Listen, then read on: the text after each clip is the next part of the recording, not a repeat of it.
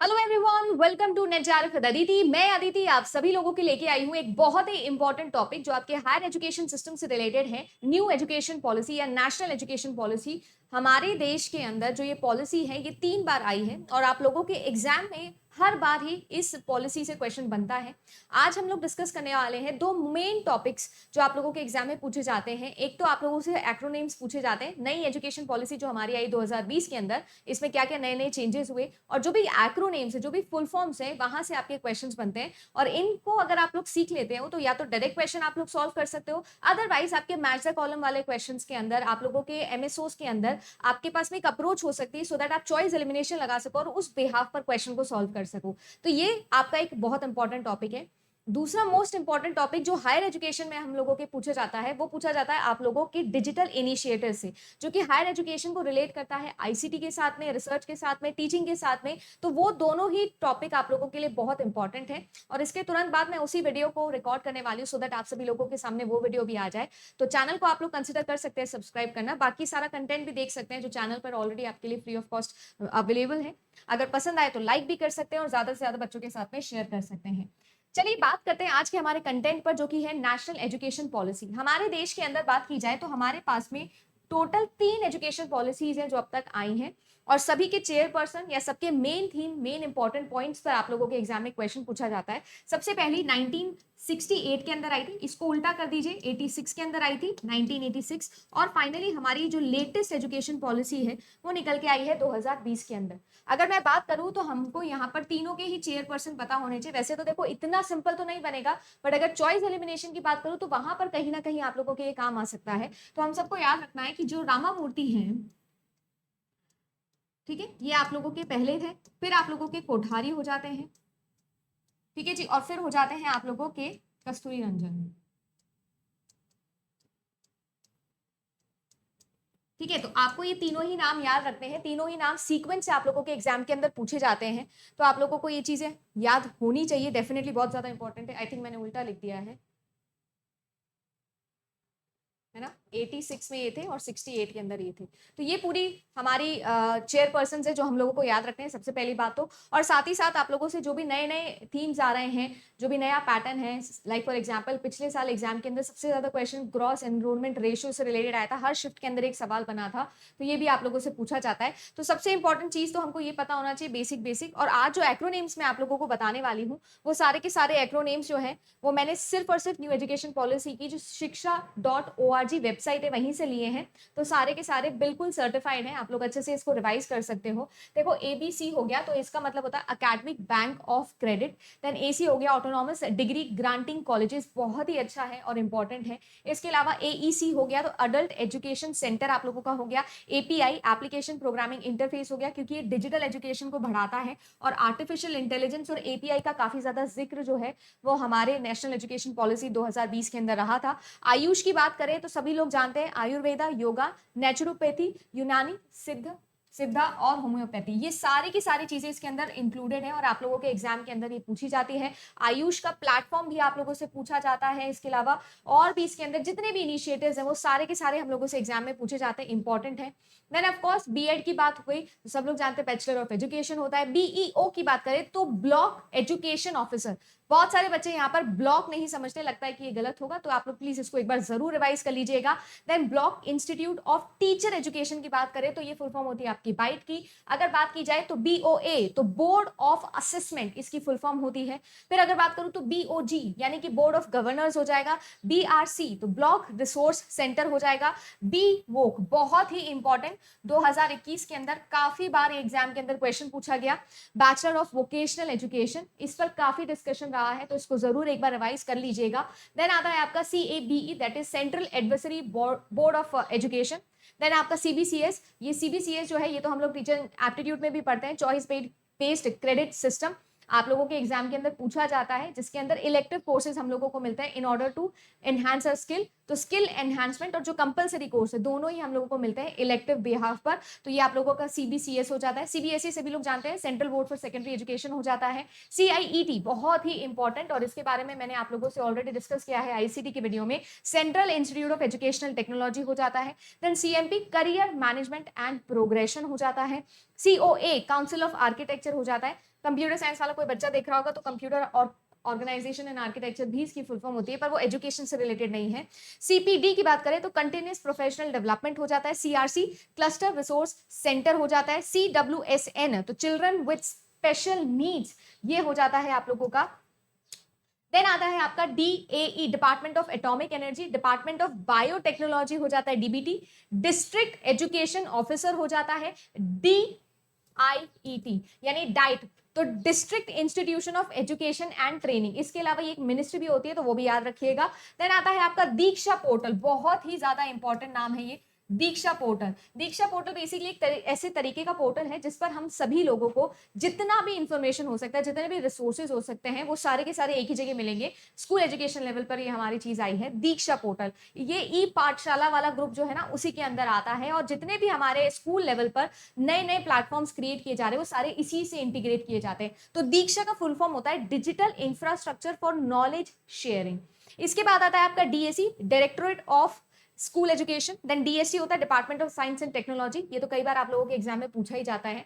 Then आता है आप लोगों का ECCE that is early childhood care and education. EEC eminent expert committee, जो भी फेमस पर्सनालिटीज हैं। अब अगर आप सभी लोगों को याद हो तो अभी रिसेंटली PhD के लिए नए रूल्स निकले थे, जिसके अंदर आप सब लोग जानते हो 60% सीट्स तो पहले से फिल कर दिए जाएंगी, और 40% सीट्स के लिए जो है वो एक नया तरीका निकाला गया है। यानी जितने भी एमिनेंट लोग हैं, एमिनेंट जिसको अगर आप लोगों को याद हो तो विद्वान पोर्टल भी इसी के बारे में बात करता है। हमारे देश के जितने भी रिसर्चर्स हैं, जितने भी बड़े बड़े लोग हैं, उन सबकी प्रोफाइल विद्वान पोर्टल पे डाली हुई है। बिल्कुल वैसे ही जिनको इंडस्ट्री का एक्सपीरियंस है, जिनको कंपनी एक्सपीरियंस है, आप देखो जरूरी नहीं सब रिसर्चर बने, जरूरी नहीं कि सब लोग जो है वो टीचिंग लाइन में हो। बहुत सारे एमिनेंट लोग होते हैं, फेमस लोग, अपनी फील्ड के अंदर बहुत ज्यादा फेमस लोग होते हैं।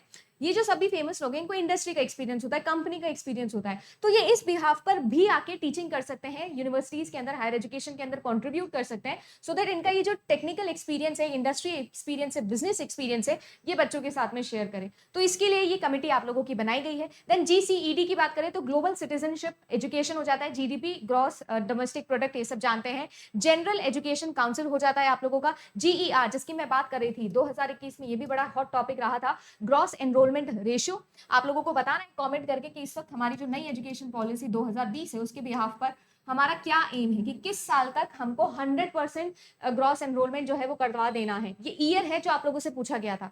देन आता है GFR, तो जनरल फाइनेंशियल रूल हो जाता है। HECI बहुत ही इंपॉर्टेंट है, और HEGC ये भी बहुत इंपॉर्टेंट है, higher education commission of India, higher education grants council. इनका काम है पैसा देने का, जैसे UGC का काम होता है, और इनका काम है एडमिनिस्ट्रेटिव चीजें देखना। HEI हायर एजुकेशन इंस्टीट्यूशन को लेकर बात की गई है। देन आप लोगों का आता है I से, जो इंपॉर्टेंट फुल फॉर्म्स है, Indian council of agricultural research, Indian council of historical research, Indian council of medical research. बहुत ही इंपॉर्टेंट, क्योंकि तीनों को मिला के आप लोगों का एक मैच द कॉलम क्वेश्चन बनाया गया था इन 2021। सिर्फ और सिर्फ फुल फॉर्म आई थी, राइट हैंड साइड पर फुल फॉर्म लिखी थी, लेफ्ट हैंड साइड पर एक्रोनिम्स लिखे थे, सिर्फ मैच करना था और कुछ नहीं। या फिर ज्यादा से ज्यादा इनके हेडक्वार्टर्स पूछ लेता, ये बताओ कि इसका ऑफिस कहां पर है, ये सवाल बस। अब आप सोचिए कि एक एक्रोनिम से या एक फुल फॉर्म से आपके 2 नंबर पक्के हो रहे हैं। ICT सभी लोग जानते हैं, इंफॉर्मेशन कम्युनिकेशन टेक्नोलॉजी। IDP की बात करें तो इंस्टीट्यूशनल डेवलपमेंट प्लान हो जाता है। इग्नू भी सभी लोग जानते हैं, इग्नू के भाई कब लॉन्च हुआ था, क्या काम करता है। इग्नू बहुत इंपॉर्टेंट है, हर साल है ना किसी ना किसी शिफ्ट में तो इग्नू आता ही आता है। That is Indira Gandhi national open university, हमारे देश में बहुत ही प्रोमिनेंट ओपन यूनिवर्सिटी में से एक है ये। देन आता है आपका IIM, है ना, फर्स्ट नहीं है पर फर्स्ट नहीं है ये, लेकिन अगर आपको पता है तो कमेंट करके जरूर बताना कि फर्स्ट कौन सी। फर्स्ट ये नहीं है, बहुत सारा मिथ है इसके अगेंस्ट। IIM की बात करें तो इंडियन इंस्टीट्यूट ऑफ मैनेजमेंट हो जाता है। IIT की बात करें तो Indian institute of technology.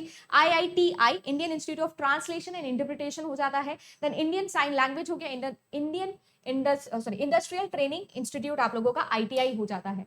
Then आता है आपका ऑफ कोर्स एम से, देखो एमएड हो गया, सब लोग जानते हैं, मास्टर ऑफ एजुकेशन, एमबीबीएस भी सभी लोग जानते हैं। देन आता है MERU, multi disciplinary education and research university. जैसा आपको पता है हमारे देश में अब जब से नई एजुकेशन पॉलिसी आई है तो रिसर्च में हमको आगे जाना है, रिसर्च में हमको बहुत बढ़ावा देना है, उसको लेकर बहुत सारे नए जो है वो पोर्टल्स भी बने हैं, नए नए आप लोगों के इनिशिएटिव्स भी लिए जा रहे हैं इस एजुकेशन पॉलिसी के आने के बाद में, तो ये भी आपको ध्यान रखते हैं। MHFW की अगर मैं बात करूं तो ये होता है ministry of health and family welfare. MHRD सभी लोग जानते हैं, अब ये जो है MOE बन गया है, ठीक है। MOOC सभी लोग जानते हैं, मैसिव ओपन ऑनलाइन कोर्सेज, बहुत इंपॉर्टेंट है। इसी के अंदर बहुत सारे डिजिटल इनिशिएटिव्स है जो आपके आ चुके हैं। सबसे इंपॉर्टेंट अगर मैं बात करूं तो स्वयं इसी के अंदर आया है, स्वयं प्रभा इसी के अंदर आया है, NPTEL इसी के अंदर आया है, तो ये बहुत इंपॉर्टेंट है।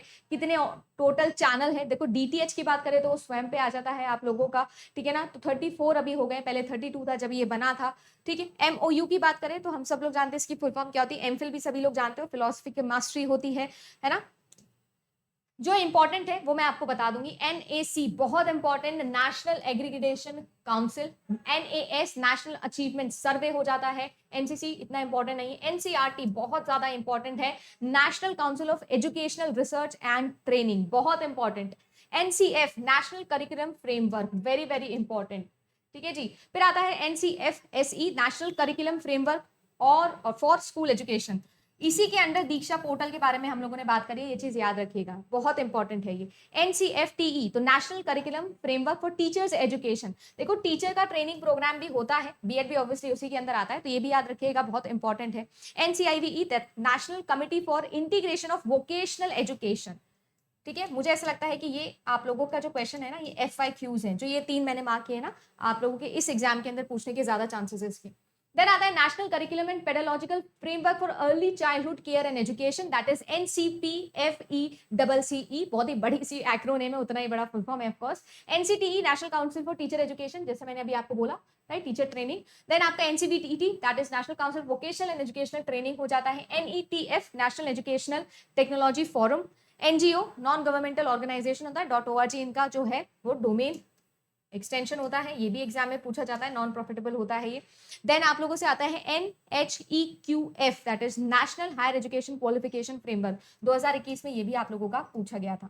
NHERC national higher education regulatory council हो जाता है। NIOS national institute of open schooling, ये इसकी फुल फॉर्म होती है। NIT ऑफ कोर्स IIT के बाद में NIT आता है। NITI that is NITI Aayog की बात हो रही है यहाँ पर। NPE national policy on education.